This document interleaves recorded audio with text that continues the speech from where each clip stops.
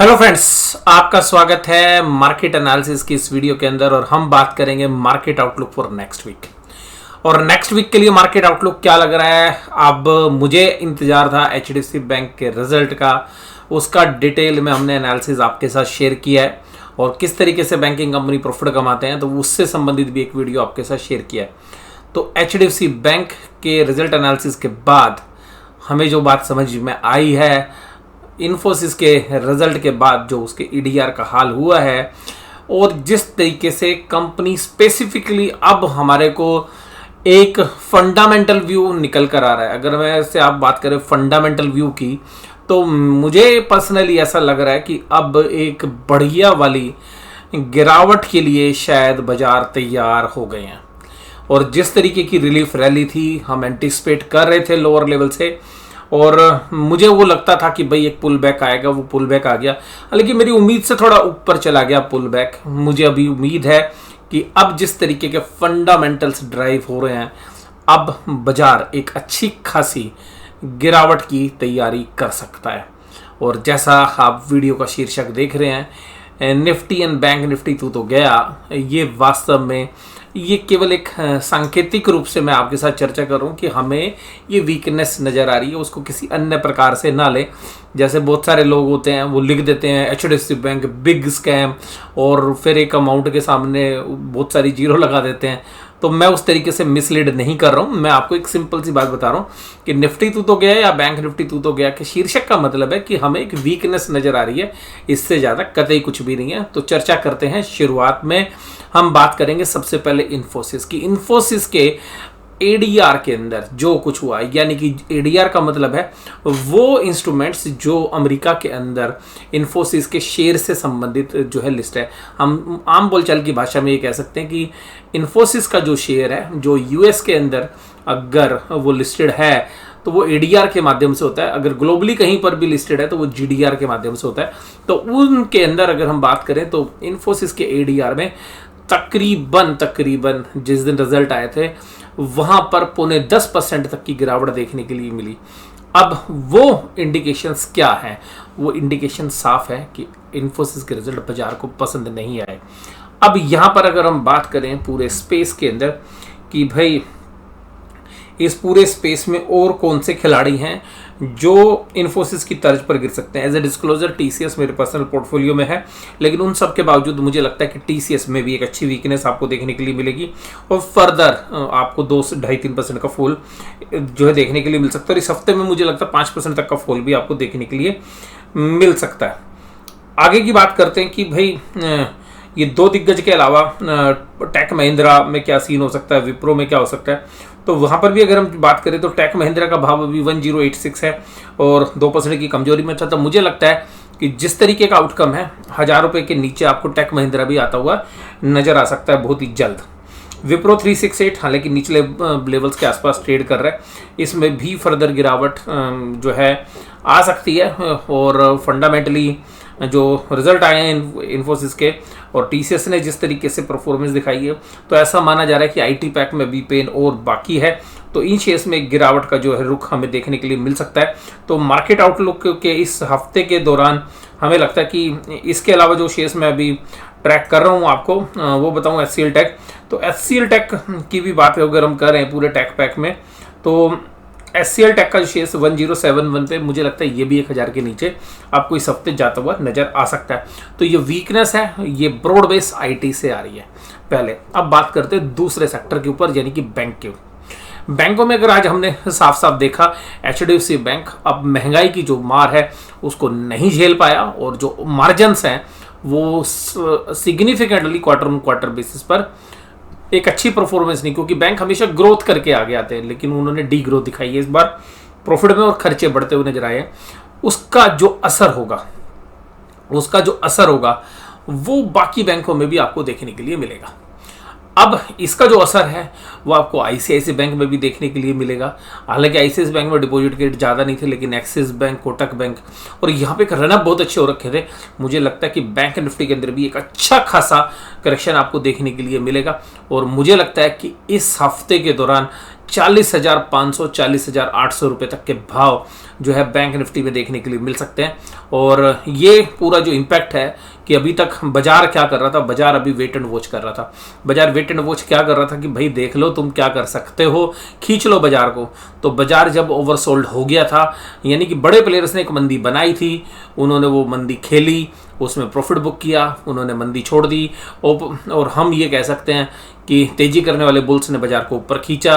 और फिर दोबारा से मैंने कल के एनालिसिस में भी कहा था, मुझे लग रहा है कि एक अच्छा खासा आउटपुट की जो बाइंग है वो शायद एफआईआईज के माध्यम से हुई है, तो वहां से भी एक सेलिंग हमें लगता है देखने के लिए मिलेगी। तो बैंकिंग पैक एचडीएफसी बैंक के रिजल्ट देखने के बाद हमें समझ में आ गया है कि एक्सिस बैंक में भी कमजोरी रहेगी फाइनेंशियल रिजल्ट्स में। आपको कोटक महिंद्रा बैंक में भी जो एक हम आउट परफॉर्मेंस देख रहे थे वो आ चुकी है, और मुझे लग रहा है दोबारा 1700 साढ़े 1700 रुपए के भाव आपको कोटक महिंद्रा बैंक में भी देखने के लिए मिलेंगे। आईसीआईसीआई बैंक में भी हमें लग रहा है कि एक सिग्निफिकेंट गिरावट अभी यहाँ पे बनती है। तो पूरे बैंकिंग स्पेस के अंदर जो है हमें एक पेनफुल एनवायरनमेंट देखने के लिए मिल सकता है। और मेरा स्मॉलर साइज के जो मिड साइज के जो बैंक्स हैं वहां पर भी पेन हमें देखने के लिए मिल सकता है। टू द सम एक्सटेंट जो गोल्ड फाइनेंस के दमदे में वो शायद थोड़ा सा बच जाए। इसके बाद बात करते हैं बाकी सेक्टर की। देखिएगा एचडीएफसी बैंक के रिजल्ट में एक खास बात जो हमें नजर आई कि जो ऑपरेटिंग एक्सपेंसेस हैं वो बैंकों में बढ़ गए हैं। तो आप ये समझिएगा कि जो मैन्युफैक्चरिंग लेवल्स पे जो कंपनीज है उनके ऊपर क्या असर होगा। तो देखिएगा रिलायंस थोड़ा सा हो सकता है कि एक बार साइडवेज रहे, हालांकि मुझे रिलायंस में भी गिरावट की उम्मीद है अभी। और एक जो साइडवेज है, हम पिछले 15-20 दिन से एक बिल्डअप देख रहे थे। आप बताइए कौन सा ऐसा सेक्टर था जिसमें आप बिल्डअप देख रहे थे? आप मेरे को जो है अगर जो बाजार में ध्यान रख रहे होंगे तो आपने पिछले 15-20 दिन, एक महीने से एक चीज देख रहे हैं हम, वो है फार्मा के अंदर बिल्डअप। तो फार्मा एक डिफेंसिव सेक्टर होता है, तो फार्मा शायद आपको गिरता हुआ नजर ना आए, वो बचाने की कोशिश करे। और अब मुझे ये लगता है कि मैं निफ्टी के लेवल पर भी आऊँगा, लेकिन जो निफ्टी के कंपोनेंट्स वाले जो शेयर्स हैं, मेजर शेयर्स, उनकी बात कर लूँ। देखिएगा अदानी एंटरप्राइज, अदानी पोर्ट्स पे मैं कोई व्यू नहीं रखता हूँ, और ये अलग तरीके से ट्रेड होते हैं, इनका फंडामेंटल से कोई ज़्यादा लेना देना मेरे हिसाब से नहीं है। अपोलो हॉस्पिटल एक फार्मा वाली है, तो ये भी हो सकता है डिफेंसिव रह जाए। और लेकिन महंगाई बढ़ रही है तो प्रॉफिट पे भी इम्पैक्ट आना है, लेकिन फिर भी एक आइसोलेशन में सेक्टर है। एशियन पेंट्स के अंदर अभी देखिएगा क्रूड ऑयल के प्राइस दोबारा से ऊपर की तरफ आ गए हैं।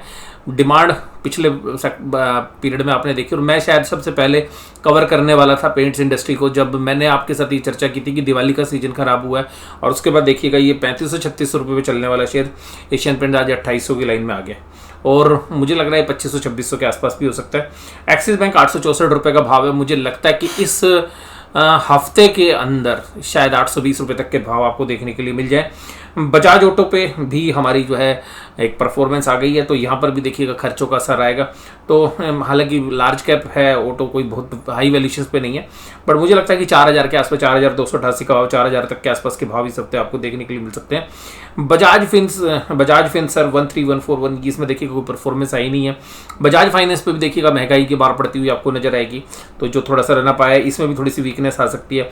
भारतीय एयरटेल हालांकि इंडियन डोमेस्टिक प्ले है, खर्चों का असर इसमें भी है, तो इस पे हम एक न्यूट्रल टू नेगेटिव व्यू ही रख रहे हैं। बीपीसीएल क्रूड ऑयल के प्राइस ऊपर है, तो हालांकि वेट नहीं रखता ज़्यादा। सिप्ला, ये जो शेयर्स हैं, डिवीज लैब जैसे जो शेयर्स हैं, ये हो सकता है कि थोड़ा सा साइड लाइन में हो जाए, पर डिवीज लैब में भी मुझे लगता है कि अब महंगाई अगर हुई है तो उन पर भी पड़नी है। इसको ऑपरेटर ने एक शेयर्स को चला तो दिया, लेकिन मुझे लग रहा है कि ये शेयर्स भी अब दोबारा से नीचे की तरफ आते हुए नजर आएंगे। सीमेंट पैक में हो सकता है कि थोड़ा सा आपको रिलीफ मिले, थोड़ा सा डोमेस्टिक प्ले, लेकिन महंगाई की मार्क यहाँ पे आई है। लेकिन अगर आप पूरे मैन्युफैक्चरिंग सेक्टर की बात करें तो थोड़ा सा जो आपको साइड लाइन, आपको आईटीसी मिल सकता है, आपको एचयूएल जैसे शेयर्स मिल सकते हैं, लेकिन कुल मिला के जो मैन्युफैक्चरिंग है, मारुति जैसे, महिंद्रा एंड महिंद्रा, बाकी जो शेयर्स हैं यहाँ पर डिमांड अच्छी है, लेकिन फिर भी देखिएगा अब रिजल्ट में वो सारी चीज़ें रिफ्लेक्ट होंगी। महंगाई की जो मार है वो आपको पड़ती हुई नजर आएगी। फाइनेंशियल्स में मुझे लाइफ इंश्योरेंस कंपनीज में भी लग रहा है कि पेन दोबारा से जो है कारगर हो सकता है, और स्टील या मेटल्स के अंदर भी आपको जब ये इन्फ्लेशनरी प्रेशर होता है तो उनका असर देखने के लिए मिलता है। तो ओवरऑल मुझे लगता है कि निफ्टी के अंदर जो गिरावट है, यहाँ पर आप थोड़ा सा एग्रेसिवली मैं बोल रहा हूँ, मुझे लग रहा है कि इस हफ्ते के दौरान निफ्टी निचले लेवल पर 17,300 तक के लेवल छू सकता है। 17,800 के ऊपर बाजार है, 500 पॉइंट, यानी कि 5 दिन में 500 पॉइंट की गिरावट। सर क्या बात कर रहे हैं आप, ये क्या एंटिसिपेट कर रहे हैं? ऊपरी लेवल पर हम देखें तो 18,000 के आसपास एक अच्छा खासा रेजिस्टेंस है। निफ्टी ने जहां पे क्लोज दिया 18,828 पे, मुझे लग रहा है कि ये केवल और केवल जो एक्सपायरी डेट था इसलिए वहां पर पोजीशंस बनाई गई कि भाई ठीक है ऊपर ले जाओ। और मुझे लगता है कि इस तेजी के अंदर ही बड़े प्लेयर्स ने मंदी की पोजीशंस बनाई हैं और हम ये एंटिसिपेट कर सकते हैं कि अगर देखिए ग्लोबली बहुत कुछ अच्छा नहीं हुआ तो बाजार शुरू में ही 1 या 2 दिन के अंदर, और मुझे लग रहा है सोमवार को ही निफ्टी के अंदर एक अच्छी खासी गिरावट हमें देखने के लिए मिल सकती है। और रीज़न अब आ रहा है सामने, देखिएगा सामने क्या आ रहा है कि परफॉर्मेंस जिसके दम पर पूरा बाजार चल रहा था, जिसके दम पे पूरा पिछले 3 या 4 महीने में किस सेक्टर ने पूरे बाजार को चलाया? पिछले क्वार्टर रिजल्ट्स के बाद केवल एक ही सेक्टर है जिसने पूरे के पूरे बाजार को संभाल रखा था, वो था banking sector. Banking and financial, अब मैं स्पेशली बोलूँगा बैंकिंग, और बैंकिंग में भी भाई साहब HDFC बैंक ने पूरे बाजार को संभाल रखा था। अब मुझे लग रहा है कि बैंकिंग बाजार को नहीं संभाल पाएंगे, और अगर बैंकिंग में पेन आएगा, फॉलो अप सेल आपको देखने के लिए मिलेगी और फिर वो सारे सेक्टर से मिलेगी। पिछले मैन्युफैक्चरिंग के रिजल्ट भी खराब थे, तो हमें लगता है कि निफ्टी यहाँ से इस हफ्ते में 18,300 के आसपास तक के लेवल छू सकता है, और थोड़ा सा मुझे और मौका देंगे तो मुझे लग रहा है 18,000 के लेवल भी, सॉरी अभी 17,800 पे, 17,000 के लेवल, मैं जो 18,000 बोला उसको 17,000 मानिए, तो 17,300 तक के लेवल जो है हमें लगता है कि बाजार इस हफ्ते जो है दिखाएगा। और 17,300 के नीचे देखिएगा मेरा जो व्यू है वो 17,000 के ऊपर के आसपास भी बाजार जा सकता है इस हफ्ते। अब ये चीज़ श्योर हो गई है कि फंडामेंटली कंपनियां अच्छा नहीं कर पा रही हैं। जो इन्फ्लेशन के डेटा आ रहे हैं गवर्नमेंट की फ्रंट पे, वो शायद इन्फ्लेशन उससे कहीं ज़्यादा है। और अभी जो पेनफुल सिचुएशन है यूएस के अंदर, अगर 5-6 महीने और रेट ऑफ इंटरेस्ट नहीं कट हुए तो हमारी इकोनॉमी के अंदर एक अच्छा वाला पेन जो है आ सकता है, क्योंकि जो एक्सपोर्ट ओरिएंटेड जो इंडस्ट्री है वो भी एक पेनफुल स्थिति में चल रही है। मैन्युफैक्चरिंग के अंदर अगर आप देखने की कोशिश करें, पिछले दोनों क्वार्टर में मैन्युफैक्चरिंग के रिजल्ट काफ़ी ख़राब थे, क्रूड ऑयल के प्राइस ऊपर की तरफ है, तो हमें ये देखना है कि जो डोमेस्टिक इंडस्ट्री है वो भी चैलेंज है। ऑटो इंसलरी में भी जो एक्सपोर्ट ओरिएंटेड है वहाँ पर भी पेन है, और ग्राउंड लेवल पर जो चीज़ हम देख रहे हैं, जो मैं आपके साथ चर्चा कर रहा था, वो हमें लग रहा है कि महंगाई इंडिया में कहीं ज़्यादा है, जिसकी वजह से जो डिमांड है उसके ऊपर इम्पैक्ट पड़ रहा है, और मार्जिन्स जो हैं वो कंपनीज के इम्पैक्ट करेंगे। तो मैं ये नहीं कह रहा कि रातों रात कुछ हो जाता है, लेकिन बात ये है कि जिन शेयर्स को बहुत ऊपर की पी वैल्यूएशंस मिल रही है उन शेयर्स के अंदर डी रेटिंग होने की संभावना है। जैसे कि मान लीजिएगा HDFC बैंक में, अगर HDFC बैंक ने क्वार्टर ऑन क्वार्टर ग्रोथ नहीं दिखाई तो ये हो सकता है कि यहाँ से जो पी रेशियो है वो 10% के आसपास डिक्लाइन कर जाए, और 10% पी रेशियो अगर नीचे की तरफ आती है तो तकरीबन हम मानते हैं कि 10% के आसपास का शेयर का भाव भी आने वाले समय में गिर सकता है। मैं ये नहीं कह रहा कि कल ही 10% गिर जाएगा, मंडे को ही 10% गिर जाएगा, बट मेरा जो व्यू है अब यहाँ पर एक सेल वाला जो है व्यू बन रहा है। और अगर बाजार हमें फ्लैट मिलते हैं, ये थोड़ा सा ऊपर की तरफ खुले हुए मिलते हैं, तो मुझे लगता है कि बेचने के जो है मौके हैं। और ये जो व्यू है ये हमारा इस एंगल से है कि जो बाकी क्वार्टर रिजल्ट्स हैं उन पर भी क्या इम्पैक्ट आएगा। देखिएगा एक बॉडी लैंग्वेज होती है कंपनीज की जब रिजल्ट बहुत अच्छे आए होते हैं ना, कंपनी आगे से आगे रिजल्ट देती है, जल्दी से जल्दी रिजल्ट देती है। तो ऐसा अब यार कुछ देखने के लिए नहीं मिल रहा। जो मिड कैप साइज में कंपनी है, स्मॉल कैप, उनकी जो रिजल्ट डेट अनाउंसमेंट है वो जो नॉर्मल डेट पे देती हैं उसके भी पीछे जा रही हैं। हालांकि मार्च क्वार्टर में थोड़ा सा आता भी है, लेकिन पिछले मार्च से भी देखेंगे तो ये पता चलता है कि कंपनी एग्रेसिवली रिजल्ट पेश करने में जो है आगे नज़र नहीं आ रही। और अब तक जितने भी रिजल्ट आए हैं वहाँ से भी कोई एक इम्प्रेसिव रिजल्ट आपको देखने के लिए नहीं मिले। हालांकि इंडिया में एक टूरिज्म इंडस्ट्री है, वहाँ पर आप कुछ थोड़ी उम्मीद कर सकते हैं कि भाई थोड़ा सा ठीक होगा, लेकिन जिस तरीके से कोविड के केसेस भी बढ़ रहे हैं तो वहाँ पर भी थोड़ा सा लोग, क्योंकि गवर्नमेंट अभी एक्शन लेने के मूड में नहीं, गवर्नमेंट कह रही है भैया बहुत हो चुका, इकोनॉमी ख़राब नहीं करनी, जिसको जो होना है होने दो। तो गवर्नमेंट भी कोविड के मामले में ज़्यादा सीरियस है नहीं, लेकिन फिर भी जो लोग सेल्फ रिलाइजेशन करते हैं वही बात समझते हैं कि भाई ज़्यादा टूर ट्रैवलिंग अभी बच के रहना है। हालांकि ट्रेन सारी वे फुल होके चल रही हैं, आपको ट्रेन की बुकिंग नहीं मिलेंगी। इंडिया की टूर एंड ट्रैवल इंडस्ट्री अच्छा कर रही है, मुझे पर्सनली ऐसा लग रहा है कि डोमेस्टिक ठीक कर रहा है, और लेकिन जो रूरल इकोनॉमी है वो अभी बैकफुट पे है। तो उन सब एंगल से हमारा जो एक फेवरेट सेक्टर है वो यही है, वो है फार्मा इंडस्ट्री। और फार्मा में हम बिल्डअप भी देख रहे थे। फार्मा में मुझे लग रहा है अभी भी बाजार को गिरने से रोकने में जो है एक अहम भूमिका निभाएगा। थोड़ा बहुत आप सीमेंट में देख सकते हैं क्योंकि सीमेंट एक पूरा प्योर डोमेस्टिक प्ले है, लेकिन फिर भी कितना प्रोटेक्ट कर पाएगा ये तो आने वाला समय ही बताएगा। बट मुझे पर्सनली ऐसा लगता है कि इस वीक के अंदर निफ्टी के ऊपर एक अच्छा खासा प्रेशर आपको देखने के लिए मिलेगा। और जो हमने 3 हफ्ते पहले कहा था कि भाई बाजार में एक रिलीफ रैली आनी चाहिए थी, और मुझे लगता है कि उस रिलीफ रैली का अंत इस हफ्ते होता हुआ नजर आएगा।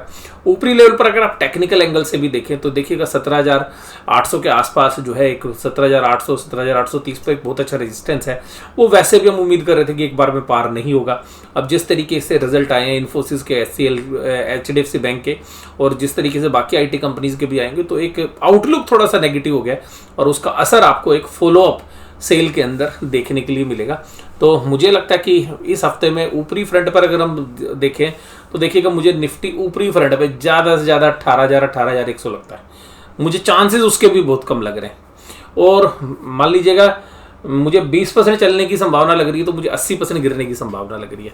और कोई बहुत बड़ी बात नहीं है कि आपको 17,000 के लेवल भी टूटते हुए नजर आए यहाँ पर। और जो मंडे है, जब बाजार खुलेंगे, तो ऐसा भी हो सकता है कि आपको एक बड़ी वाली सेलिंग जो है बाजार के अंदर सुबह खुलते के साथ ही देखने के लिए मिले। और एज ए डिस्क्लोजर मैंने आपको बता ही रखा है भाई, मेरी 40% तेजी है तो 20% मंदी है। लेकिन कोई भी फैसला लें तो अपने फाइनेंशियल एडवाइजर सलाह लेने के बाद ही अंतिम फैसले पर पहुंचे और तभी कोई निर्णय ले। जहां तक बैंक निफ्टी के बारे में बात है, तो बैंक निफ्टी में जो लास्ट में पुल बैक आया था 42,100 के आसपास तक जब बंद हुए थे बाजार, तो जनरली जितने भी शॉर्ट पोजीशन थी सबके स्टॉप लॉस कट गए। लोगों ने कहा चलो छोड़ो, अब देखते हैं सोमवार को क्या होगा, तब निपटेंगे। तो जो मुझे लग रहा है पर्सनली FIIs ने बहुत अच्छी पुट बाइंग की हुई है, तो शायद उनकी तरफ से भी एक सेलिंग आपको देखने के लिए मिलेगी और बाजार का सेंटीमेंट भी आपको बिगड़ता हुआ नजर आएगा। और जिस तरीके के लोज अभी पीछे लगे थे, उन लोज तक भी बाजार जा सकता है। और मेरा ऐसा मानना है कि इस बार शायद लो मंथली बेसिस पर अभी नहीं, बट आने वाले समय के दौरान 17,000 का लेवल भी टूटता हुआ नजर आएगा और बाजार 16,000 की लाइन में आएगा। और ये सब व्यू मेरा फंडामेंटल बेसिस के साथ साथ टेक्निकल को भी मैं थोड़ा सा अहमियत दे रहा हूँ, बट मेरा जो व्यू है वो फंडामेंटल बेसिस पर है। और हालांकि मैं कुछ सेक्टर स्पेसिफिकली मेरी जो पोजीशंस हैं वो मैं आपको बताना चाहूँगा कि मैं फार्मा में मेरा अभी भी जो आउटलुक है वो बड़ा पॉजिटिव है। और फार्मा में अभी एक डिफेंसिव सेक्टर, मेरी पर्सनल इन्वेस्टमेंट भी सबसे ज़्यादा फार्मा में ही है आज की डेट में अगर आप बात करेंगे तो। उसके अलावा जो स्पेशलिटी केमिकल जो बिजनेस है उसमें भी हमारी कुछ इन्वेस्टमेंट है, लेकिन उसमें मुझे लग रहा है कि पेन आएगा, शायद हमारे पोर्टफोलियो में भी आएगा। कुछ रूरल इकोनॉमी से रिलेटेड शेयर्स भी हैं हमारे पास, तो वो रूरल इकोनॉमी के भी जो शेयर्स हैं उनमें भी देखिएगा पेन तो है ही, तो हो सकता है कि वहाँ पर भी आएगा। तो ये हो सकता है कि देखिएगा हम पोर्टफोलियो में तो शेयर्स रखते हैं, लेकिन मुझे लग रहा है कि इस बार पोर्टफोलियो हमारा शायद संभल जाए, क्योंकि हम फार्मा में हमारा एक्सपोजर ज़्यादा है। लेकिन जो फार्मा के बाहर जो हमारा एक्सपोजर है, शायद वहाँ पर हमें भी पेनफुल जो है स्थिति देखने मिलेगी। TCS उसमें हो सकता है, क्योंकि TCS मेरे पर्सनल पोर्टफोलियो के अंदर है, बट मुझे लगता है कि वहाँ पर भी हमें एक पेन देखने के लिए मिलेगा। लेकिन ऐसी पेन वाली स्थिति में जब ये बाजार नीचे की तरफ आएगा तो फिर दोबारा से खरीदने के मौके ढूंढेंगे हम। और यही मुझे लगता है कि सस्ता माल मिले ना, वो सबसे बढ़िया इन्वेस्टर्स के लिए क्या होता है, ट्रेडर के लिए भी क्या होता है। माल सही भाव पे मिल जाए, थोड़े दिन इंतजार कर लो और 10-15% पैसे बन जाए महीने में या 2 महीने में, इवन 3 महीने में भी, तो क्या बुरे है। तो मुझे ऐसा लगता है कि बाजार अब ऊपरी लेवल पर सस्टेन नहीं करेगा। और देखिएगा मैं कॉन्ट्राव्यू लेता हूँ, पहले भी मैंने कॉन्ट्राव्यू लिया था जब बाजारों में मंदी हुई, तो उससे मंदी हमने पहले ही प्रिडिक्ट करने की कोशिश की, हालांकि हम 4-5 दिन गलत साबित हुए। इसी तरीके से जब नीचे से बेस बनना शुरू हुआ तो हमने कहा कि भाई अब तेजी होगी, तो वहाँ पर हम सही हुए और वहाँ तो बिल्कुल ही परफेक्ट हुआ, जब हमने सोचा उसी दिन से ही हो गया था। और अब मंदी हमने शायद 1 या 2 दिन पहले हो गई, हमारे भी जो पोजीशंस हैं वो एडवांस गई, लेकिन फिर भी मैंने कहा कि व्यू भैया बना वही है। तो अब अगर 42,200 के ऊपर बैंक निफ्टी जाएगा तो ही कुछ हम देखेंगे कि कोई पोजीशन, लेकिन ये पूरा एरिया वैसे ही रेजिस्टेंस वाला है। मुझे नहीं लगता कि बैंक निफ्टी शायद अब ऊंचाइयों की तरफ बढ़ेगा, ऊपर आएगा कुछ समय के बाद आएगा, बट अब मुझे लगता है कि अभी निफ्टी बैंक भी आपको इसी हफ्ते 40,500 और इवन उसके नीचे भी आपको ट्रेड करता हुआ नजर आ सकता है। तो मेरा व्यू इस हफ्ते के लिए काफ़ी बेरिश है, और बेरिश व्यू का मेन रीज़न है IT कंपनीज के खराब रिजल्ट और उसका जो इफेक्ट है बाकी जो 3-4 और IT कंपनीज हमारे निफ्टी में उन पर आएगा। HDFC बैंक के result year on year basis पर आपको कोई भी चूरन चटाया जा सकता है, लेकिन मुझे लगता है कि वहाँ पर भी जो है बड़े प्लेयर्स मंदी बना चुके हैं। तो एचडीएफसी बैंक जब गिरना शुरू होगा, तो जब लीडर की पिटाई होती है ना, जब सेनापति की पिटाई होती है, तो भाई सारे जो सैनिक होते हैं वो भाग खड़े होते हैं। तो उसका जो असर है वो बाकी जो सेनापति के बराबर के जो बैंक हैं उनमें भी पिटाई होगी, और जो मंझोले जो बैंक है वहाँ पर भी आपको एक पेनफुल स्थिति देखने के लिए मिलेगी। वहाँ पर भी हमें एक सेलिंग प्रेशर देखने के लिए मिलेगा। और ब्रॉडर मार्केट में जो मैन्युफैक्चरिंग सेक्टर है वहाँ पर भी हमें लग रहा है कि महंगाई की मार पड़ती हुई नजर आएगी, क्योंकि बहुत कुछ जो है एचडीएफसी बैंक के रिजल्ट को जब हमने एनालिसिस किया तो बिटवीन द लाइंस जो हमें चीज़ समझ में आई वो मैं आपके साथ एक्सपोज करना चाह रहा हूँ। तो वो सारी चीज़ें देखने के बाद, और जिस तरीके से मैं अगर डाउ जोन्स को भी देखूँ तो डाउ जोन्स भी अपने ट्रेडिंग हाइज के आसपास है जहां पर उसको रेजिस्टेंस मिलता है। तो अगर वहां से भी कुछ और वीकनेस आएगी तो उसकी फुल ऑफ सेल इंडिया में भी आपको देखने के लिए मिलेगी।